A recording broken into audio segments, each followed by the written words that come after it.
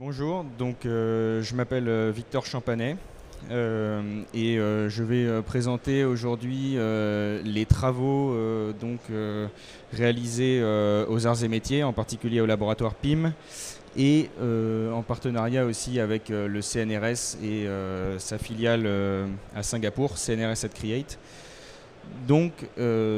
Ces travaux concernent en particulier les jumeaux numériques et l'utilisation de modélisation hybride, combinant la physique avec l'intelligence artificielle pour construire des jumeaux numériques des villes de demain. Je vais commencer un peu par une petite introduction autour des jumeaux numériques. Les jumeaux numériques s'inscrivent dans la digitalisation de l'industrie et avec notamment 3 niveaux de digitalisation. Le premier, le plus simple, c'est qu'on voit en haut à gauche, simplement l'agrégation de données avec des simples schémas 3D et des paramètres liés à un système pour la conception. L'étape suivante, c'est la réalisation de simulations autour de cette modélisation 3D et des données qu'on a. Et enfin, le troisième niveau, c'est la mise en relation de cette réplique digitale avec le système réel et avec notamment une communication entre les deux dans les deux sens pour d'une part mettre à jour la réplique virtuelle et la réplique virtuelle, elle, donne des informations pour notamment contrôler, commander, diriger le système réel. En particulier, ce troisième niveau de digitalisation, ce jumeau numérique le plus complet, est construit en utilisant de la simulation, notamment de la simulation de physique et en particulier multiphysique, de la modélisation multi-échelle pour pouvoir prendre en compte à la fois les interactions fines et les interactions plus globales entre les différentes parties du système. Et enfin, des modèles probabilistes, puisque nous sommes dans un environnement en général assez incertain. Tout cela communique avec les données de capteurs, qui sont toujours ajoutées au système en temps réel, et avec les données d'entrée que les utilisateurs, opérateurs peuvent entrer, notamment les commandes. Et donc le but, c'est de reproduire et anticiper le fonctionnement d'un système. Pour pouvoir avoir, d'une part, lorsqu'on réplique le fonctionnement d'un système, on peut avoir accès à des informations plus poussées sur ce système, notamment sur des choses qu'on ne peut pas mesurer. Ensuite, on peut essayer de prédire l'évolution dans un futur proche de notre système, et enfin essayer de prédire des scénarios optimaux pour remplir certaines tâches et qu'on va essayer d'obtenir en contrôlant au mieux notre système.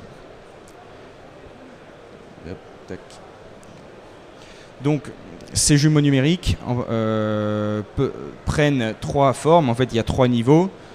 Le premier niveau qui est le prototype, c'est-à-dire le jumeau numérique plus en conception en amont d'un système, un système qui n'existe pas encore mais qu'on va créer, donc un prototype. Ensuite, il y a l'instance du jumeau numérique, qui suit un certain produit qu'on a créé dans sa vie. Par exemple, le prototype, c'était le jumeau numérique d'un certain modèle de Clio en général. L'instance, c'est une voiture en elle-même qui a son jumeau numérique qui va évoluer avec ce qui arrive en particulier à cette voiture. Et enfin, l'agrégation de tous les jumeaux numériques. On met ensemble tous les jumeaux numériques de toutes les Clio qu'il y a dans le monde en circulation pour rassembler toutes les données des différentes voitures et avoir plus de quantité de données ensemble. Voilà. Aujourd'hui, pour faire ces simulations de physique qui permettent de nourrir notre jumeau numérique, il y a deux paradigmes principaux qui existent, mais qui sont tous les deux à la fois très utiles et à la fois limités. Donc le premier, c'est le paradigme basé sur la physique, les modèles physiques et donc la simulation à travers la résolution avec les outils mathématiques des équations de la physique. Donc ce paradigme est très bon, très intéressant parce qu'il vient de lois qui ont été créées, mises en place, validées pendant de nombreuses années. Et ce sont des lois fondamentales qui s'appliquent partout, y compris dans les environnements qu'on n'a pas encore observés. Et donc, on a notamment des capacités importantes d'extrapolation et d'être capable déjà d'avoir des informations sur quelque chose qu'on n'a jamais vu. Le problème de ces modèles physiques, c'est que donc ils viennent d'une modélisation, donc on a essayé de reproduire, de décrire la réalité dans ces modèles, et on a toujours une petite ignorance de certains phénomènes un peu plus compliqués. Donc on ne peut jamais tout prendre en compte, on est toujours obligé de proposer un modèle qui est simplifié par rapport à la réalité. Et le deuxième challenge est que la résolution en général de modèles physiques assez poussés et complexes est extrêmement lente, donc on est limité dans l'aspect temps réel de communication entre notre jumeau numérique et le système réel. De l'autre côté, on a donc un paradigme basé uniquement sur les données. Donc dans ce cas, on a un système réel sur lequel on a fait des mesures, on a fait des essais et on a rassemblé des données expérimentales. Et là-dessus, on peut faire de l'apprentissage, de l'intelligence artificielle, etc. Donc, dans ce paradigme, on n'a plus la limitation d'avant d'avoir des choses qu'on n'a pas su modéliser et qu'on ne connaît pas, puisqu'on a directement accès aux résultats des vrais phénomènes. En revanche, cela demande énormément de données pour être capable de construire des modèles fiables et on a toujours du mal dans l'extrapolation parce qu'on a récolté des données spécifiques au système qu'on a observé dans les conditions dans lesquelles on a fait ces observations. Et donc, il est très difficile et voire en général impossible d'appliquer ça à des choses qu'on n'a pas encore vues ou des situations qu'on n'a pas encore explorées. Donc ce qu'on propose et le paradigme sur lequel on travaille, en particulier dans cette équipe aux arts et métiers et au CNRS, c'est donc un paradigme hybride qui essaye de récupérer les aspects positifs des deux paradigmes, donc uniquement physique et uniquement données. Donc pour faire ça, ce qu'on dit, c'est la réalité, c'est une combinaison de ce qu'on sait et ce qu'on ne sait pas, donc la connaissance et l'ignorance. Et cette connaissance, c'est donc toute la physique, tous les modèles physiques qu'on a créés et enrichis et validés pendant des années et des années. Et à cela, on ajoute donc l'ignorance, qui est l'écart entre ces modèles et la réalité, ce qu'on n'a pas su modéliser, ou parce qu'on ne pouvait pas, parce qu'il y a toujours des choses qu'on ne voit pas. Et cette ignorance va être donc récupérée grâce au paradigme basé sur les données.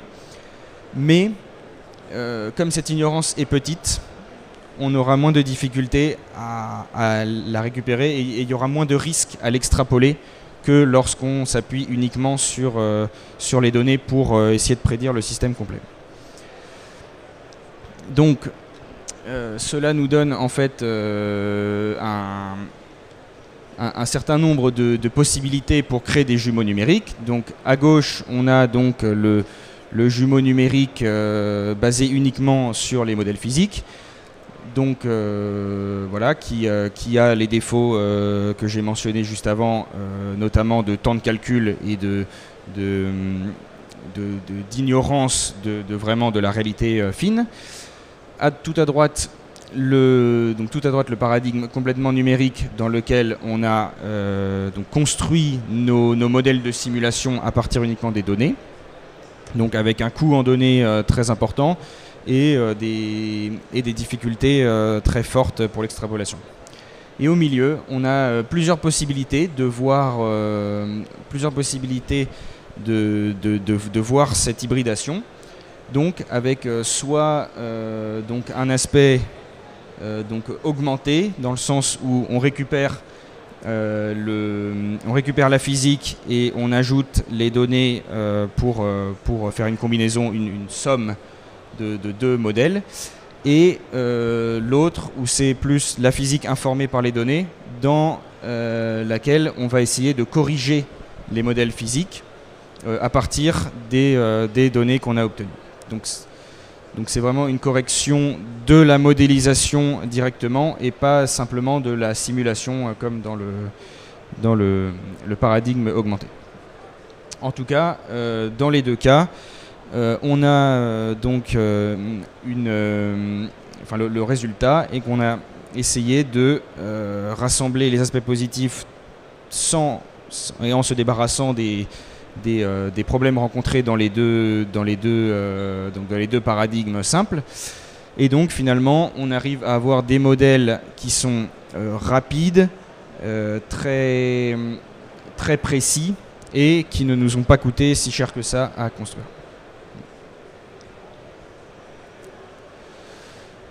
Donc, en fin de compte, pour rassembler ce jumeau numérique, donc on a un certain nombre de ces aspects qui concernent la simulation.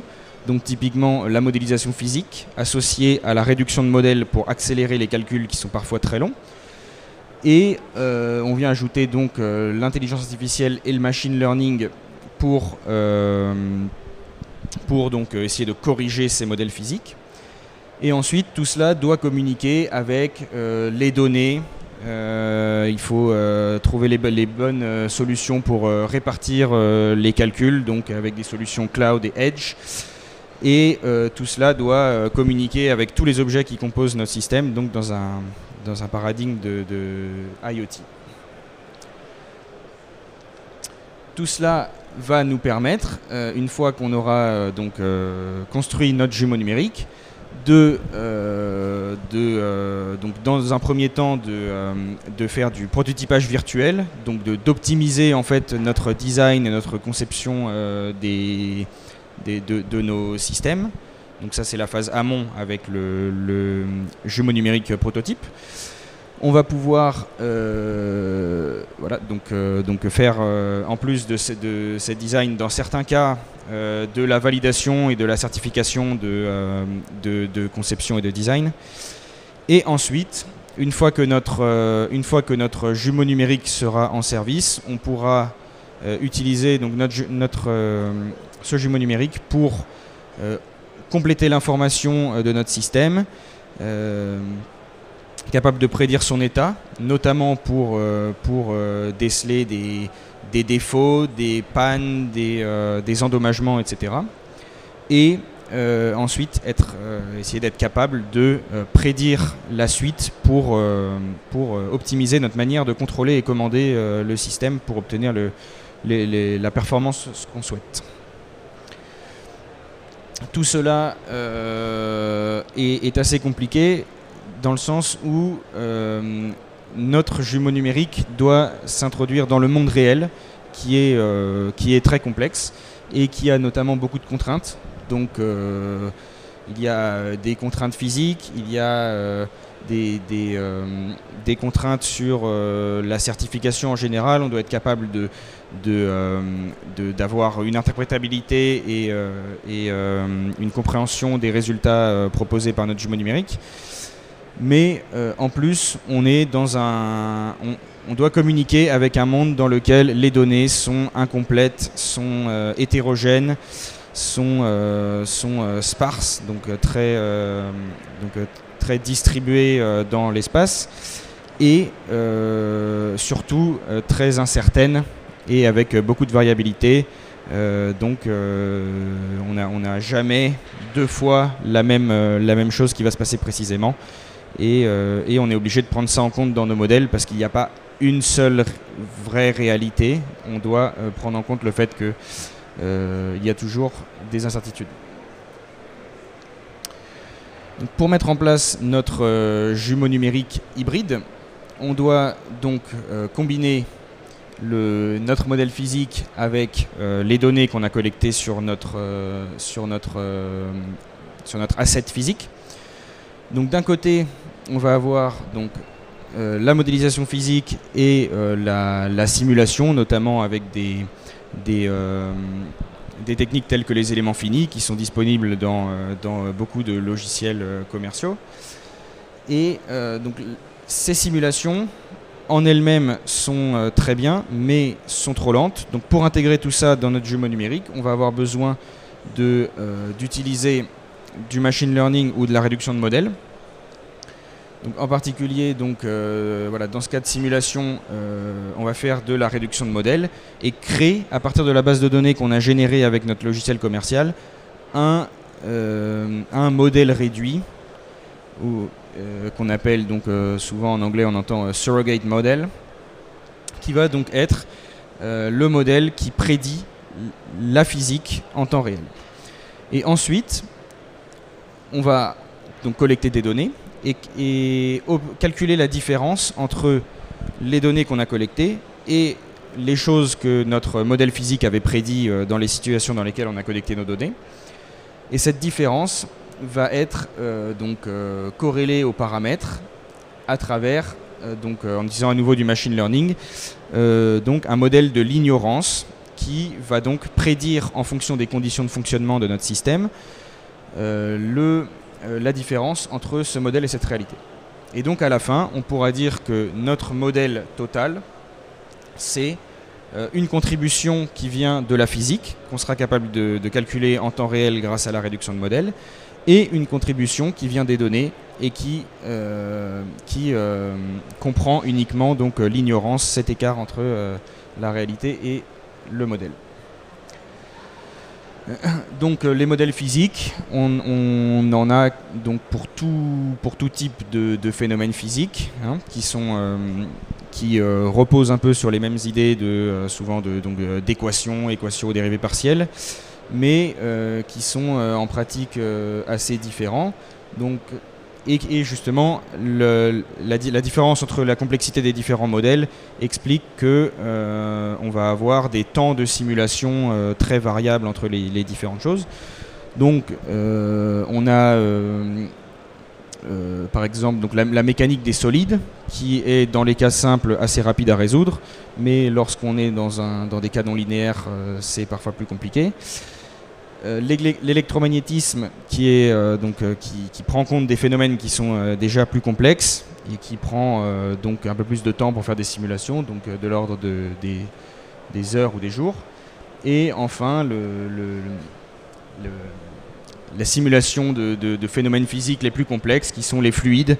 Et donc la simulation en mécanique des fluides, c'est toujours des jours ou des semaines, voire des mois de calcul pour obtenir des résultats. Donc tout cela finalement, à part éventuellement les simulations qui prennent des minutes, nous empêche de fonctionner en temps réel et d'avoir un système de jumeaux numériques qui communique avec notre asset physique. Donc pour cela, on utilise donc la réduction de modèles. Donc la réduction de modèles, qu'est-ce que c'est?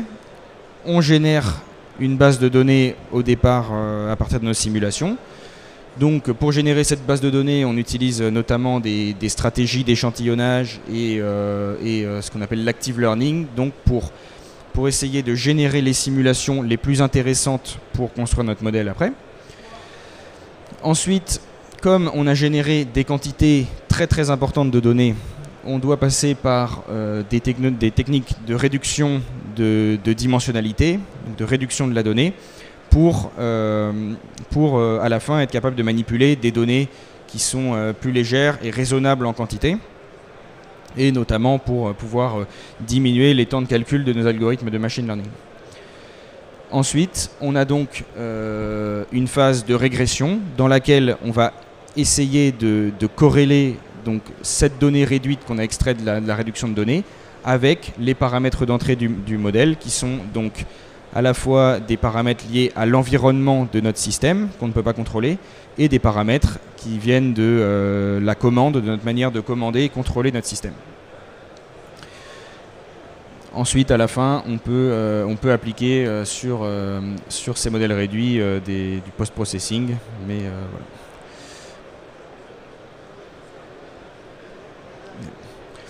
La difficulté donc dans ces problèmes de réduction de modèles est que souvent on est dans des situations où on a beaucoup de paramètres qui jouent sur le modèle, donc à la fois ces paramètres qu'on contrôle et qu'on ne contrôle pas. Et le souci, c'est que la plupart des méthodes classiques de réduction de modèles et de machine learning ont du mal à suivre une augmentation forte du nombre de paramètres.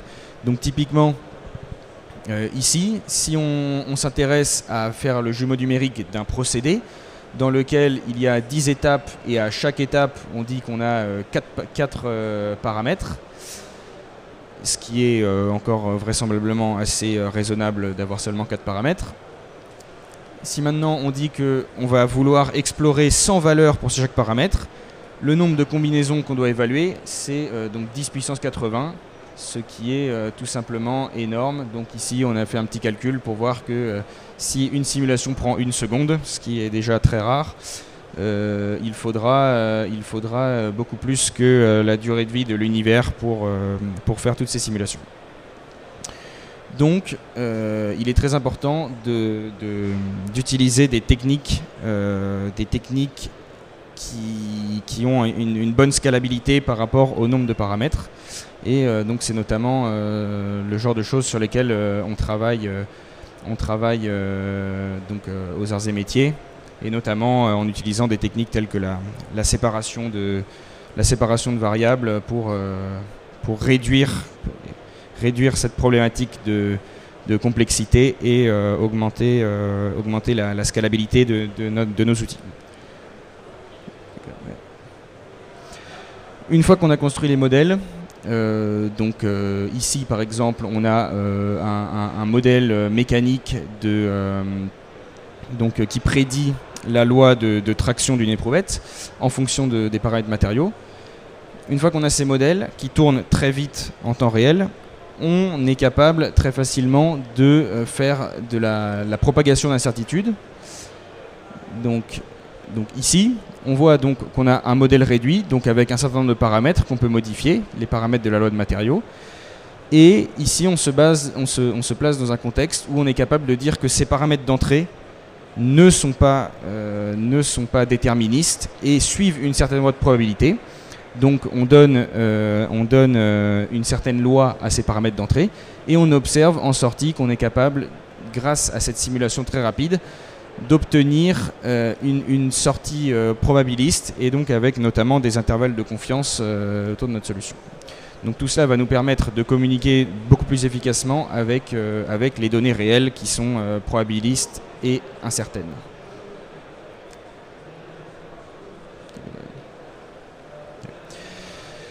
Donc je vais montrer quelques exemples de choses qu'on peut faire avec ces jumeaux numériques dans des cadres plutôt industrie. Donc ici un exemple, voilà, donc c'est un cas public qu'on peut partager mais qui a été fait en collaboration avec Dassault Aviation. Ici on a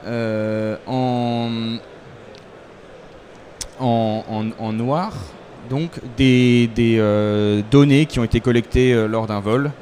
Donc voilà, donc bon, c'est des données, peu importe ce que c'est vraiment, mais donc on a des données qui ont été collectées pendant un vol, et on avait un modèle physique donc, qui nous a permis de faire des prédictions qu'on voit ici en rouge. Ici, dans un cas contrôlé, on observe que, à part les incertitudes qu'on a sur la courbe noire, on a une très bonne fidélité entre le modèle physique en rouge et les données qu'on a collectées en noir. Parce qu'on était dans un cas simple où tout se passait bien et où donc le modèle était bien capable de prédire le fonctionnement réel du système. Ensuite, on a récupéré d'autres données d'un vol différent, donc sur lequel on avait des choses moins connues, et donc dans lesquelles notre modèle physique ne pouvait plus tout connaître, tout contrôler. Et donc on a observé un écart entre le modèle en rouge et la donnée qui doit être cette fois filtrée en noir. Donc il a fallu trouver une solution de corriger, et donc on s'est dit qu'on allait calculer la différence entre ces deux courbes et modéliser cet écart qui est donc l'ignorance, puisque c'est l'écart entre notre connaissance physique en rouge et la réalité en noir. Et donc on a construit ce jumeau numérique avec la différence, et on observe donc à droite que donc après avoir appris sur les données de gauche, on a fait encore un nouveau vol, mais dans les mêmes conditions que celui dans lequel les données ont été collectées à gauche, et on a obtenu donc de très bons résultats. Donc les courbes vertes et rouges à droite sont le modèle corrigé avec l'ignorance, et en bleu et noir on a les mesures récupérées lors des vols. On a fait la même chose dans un cadre très différent, mais qui reprend un peu les mêmes idées, donc dans le cadre d'un transformateur électrique. Ici, on s'intéresse à modéliser la température de l'huile dans le transformateur, parce que c'est une donnée très importante qui a une influence très forte sur la durée de vie du transformateur. Donc à chaque fois que le transformateur chauffe un peu trop fort, il se dégrade beaucoup plus rapidement.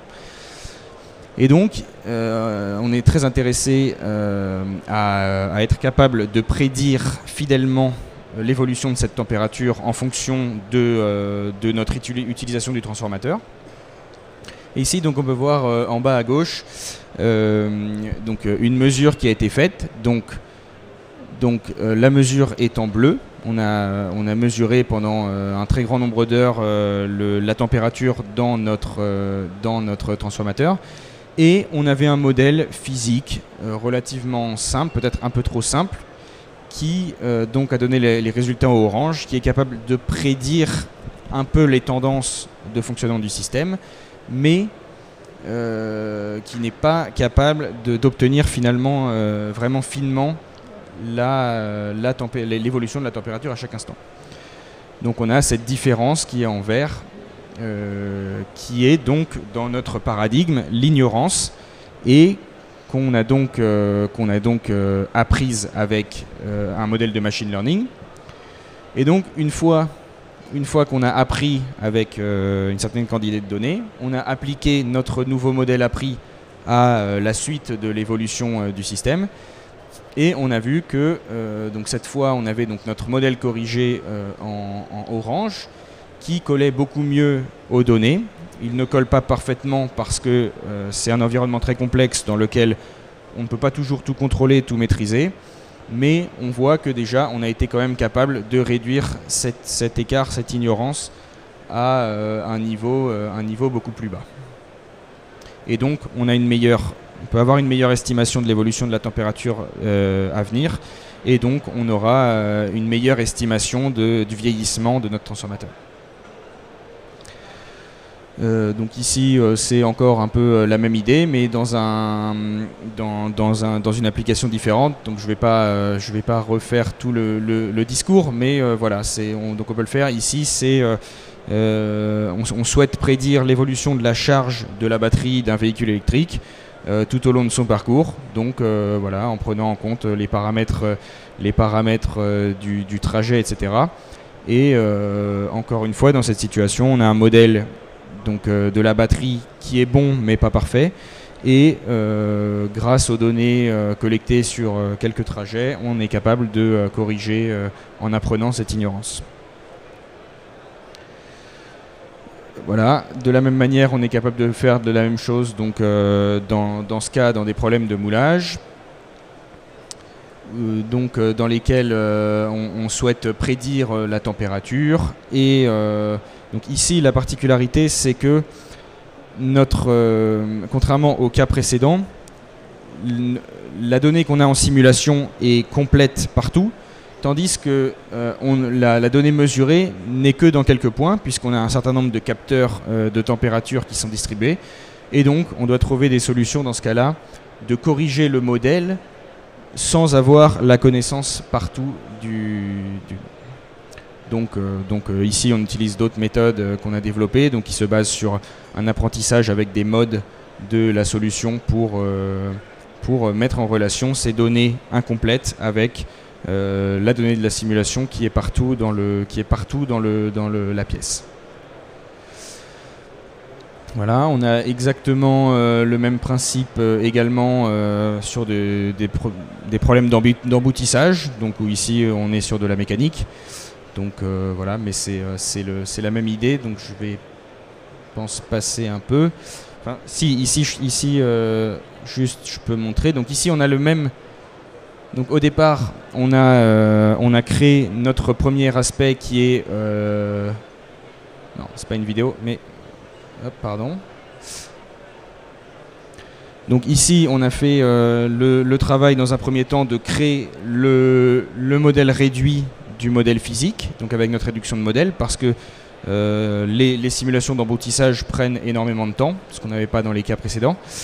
Et donc, dans un premier temps, à partir uniquement de la simulation, on construit ce modèle réduit, donc dans lequel on est capable de prédire l'état mécanique de notre pièce après le procédé d'emboutissage, en fonction des différents paramètres de la loi matériaux de la pièce, etc. Là-dessus, donc une fois qu'on a ce modèle réduit, on fait vraiment l'expérience et on observe donc avec à nouveau donc quelques capteurs un peu distribués sur la pièce, la différence entre notre modèle réduit et la réalité qu'on mesure. À partir de là, donc, on fait ce travail de construire les modes de solution, notre base réduite, et mettre en relation ces modes réduits avec les données distribuées qu'on avait sur notre pièce grâce à nos capteurs. Et donc, on est capable, avec ça, donc en utilisant la simulation pour augmenter la donnée, de reconstruire la donnée expérimentale dans tout le domaine et pas seulement dans les capteurs qu'on avait. Une fois qu'on a ça, on a donc notre modèle physique réduit, d'une part, et nos données expérimentales d'autre part. Donc on peut calculer l'ignorance et corriger. Voilà, et donc à la fin, on a ces modèles réduits. Voilà. Donc on a ces modèles réduits, donc le modèle basé sur la physique, le modèle de l'ignorance, le modèle basé sur les données, et donc on est capable de prédire avec à la fois une bonne vitesse de calcul et une bonne précision l'évolution, la dépendance de l'état mécanique de notre système en fonction des paramètres du procédé.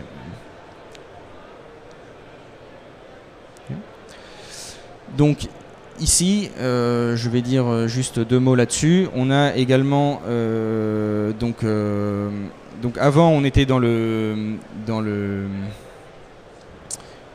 paradigme de correction des simulations.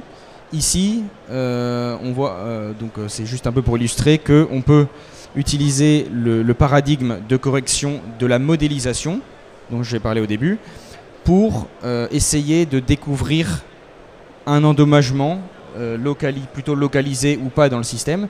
Donc ici on a fait un travail sur lequel on utilise des réseaux de neurones, donc deux types de réseaux de neurones, les PIN et les GNN, pour à partir de données expérimentales, découvrir le modèle physique qui décrit le mieux cette donnée pour ensuite extraire de ce modèle physique l'information de l'endommagement ou du défaut qu'il y a dans cette structure.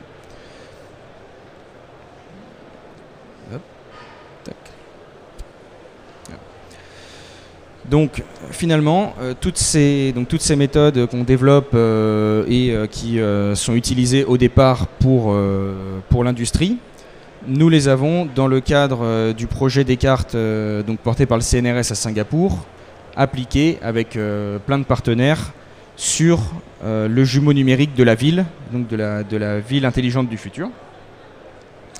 Donc cela permet un certain nombre d'applications, donc le jumeau numérique de la ville, mais aussi des jumeaux numériques des installations électriques, faire des mesures avec des drones et contrôler les drones. Donc je ne vais pas m'attarder sur cette partie-là. Voilà, je vais présenter donc le jumeau numérique de la ville.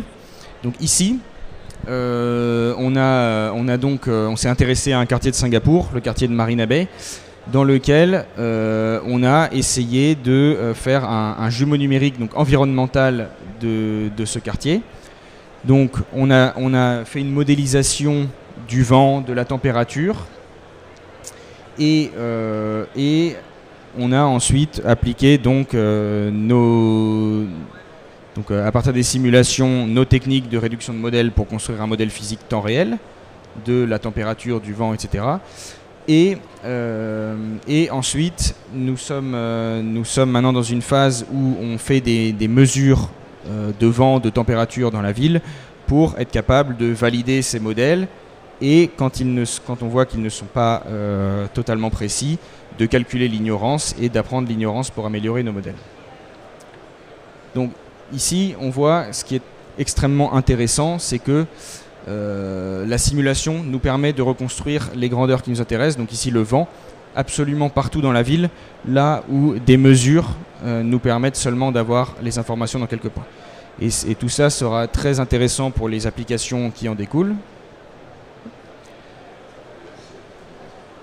Donc les applications qui en découlent sont typiquement le contrôle de dispersion des émissions de polluants, donc là, ce qui comprend également la qualité de l'air, le contrôle de la température dans la ville, ce qui est particulièrement important à Singapour, mais probablement bientôt ici aussi, et d'autres applications telles que le contrôle de trajectoire des drones pour être sûr qu'ils volent dans des conditions sûres et pouvoir également minimiser leur consommation. Donc voilà, ici typiquement donc cet exemple c'est sur le vent. On a donc à partir des simulations physiques construit notre modèle réduit du vent dans la ville et on voit ici que donc à partir des paramètres qui sont la direction et l'intensité du vent, on est capable de récupérer précisément au niveau de la rue et du bâtiment la vitesse du vent dans tous les points dans la ville. Ce vent, on l'utilise donc pour prédire par exemple les émissions liées au trafic urbain. Donc ici, on a récupéré les données de circulation dans la ville et on a utilisé un modèle de dispersion des émissions des voitures couplé avec notre modèle réduit du vent pour être capable de prédire quelles sont les zones dans la ville qui vont être les plus impactées par cette stagnation d'émissions de pots d'échappement. Et donc cela permettra à terme d'être capable d'optimiser le contrôle du trafic routier pour limiter justement la prolifération de ces zones rouges où la stagnation des émissions est importante.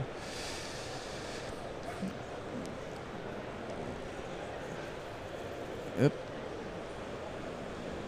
Non, ici je ne sais pas si la vidéo se lance.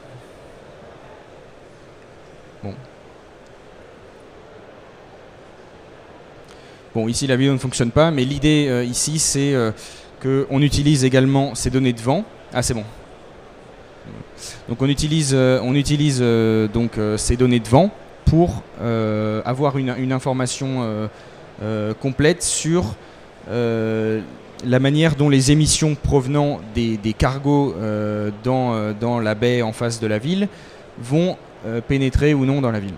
Donc ici, on a fait une petite application dans laquelle on est capable, à partir d'un incident sur un bateau qui va commencer à diffuser un polluant, de voir en fonction des conditions de vent si ce polluant va arriver dans la ville et s'il arrive dans la ville, quels endroits il va principalement impacter pour donc pouvoir décider si il faut confiner certains quartiers ou évacuer carrément ces quartiers. Et grâce à notre modèle réduit, on peut faire ces simulations en temps réel et on est capable de prendre en compte donc le vent actuel sans avoir à faire une simulation pendant l'opération très lente. Et si jamais le vent tourne pendant l'opération, on peut également connaître l'impact de ce changement sur la dispersion de polluants. Voilà, donc là on va voir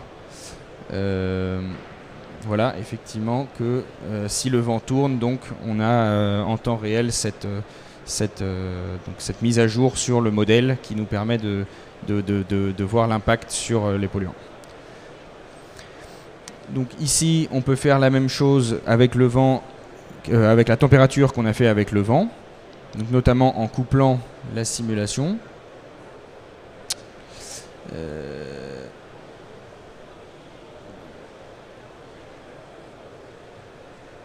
Voilà. Merci. Donc ici, on a couplé justement nos simulations de vent avec un modèle thermique pour être capable dans toutes les conditions possibles, à la fois d'ensoleillement, mais donc aussi de vent, prédire la température dans toute la ville. Et donc ici, typiquement, on voit qu'on a les ombres des bâtiments, puisque on a le soleil qui est d'un certain côté, mais on peut changer l'heure de la journée, et donc on aura le soleil dans un endroit différent, et donc les températures chaudes qui ne seront pas du même côté des bâtiments. Voilà. Et tout ça peut être combiné avec le vent, et on peut avoir toute cette information très fine de la température dans la ville en temps réel grâce à ces modèles réduits. Et voilà, cela a notamment des utilisations très importantes, des applications très importantes pour l'urbanisme et voilà, la prévision de nouvelles constructions. Donc tout ça, on peut le visualiser également en réalité augmentée. Donc il y a une démo sur le stand où on peut voir ce type de simulation en réalité augmentée. Et voilà. Et donc cela permet notamment d'avoir une visualisation 3D donc plus fine de cette température dans la ville. Voilà. Et donc tous ces résultats ont été présentés